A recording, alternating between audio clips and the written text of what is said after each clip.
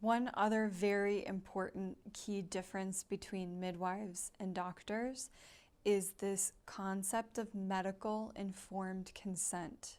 Medical informed consent is this idea that a doctor or a midwife is sitting down with you and making you aware of what your choices and options are. And if there is a real medical reason to intervene, they are giving you that option. For example, I see this a lot in hospital settings. A nurse might come in and say, oh, your doctor called and said, that you're not making the kind of progress that we would like to see you make right now. So we're going to go ahead and start Pitocin now. That is not informed consent. Informed consent would be, hey, how are you feeling?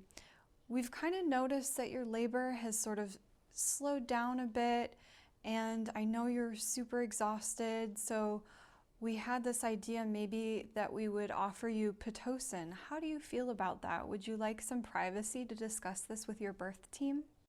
If that doesn't happen and someone is coming in the room and asserting themselves and saying, well, this needs to happen right now, first of all, there are very few situations where you have to make a decision on the fly. And when you are in that environment, you leave it up to your provider who you have entrusted to guide you through your experience to make the best decision.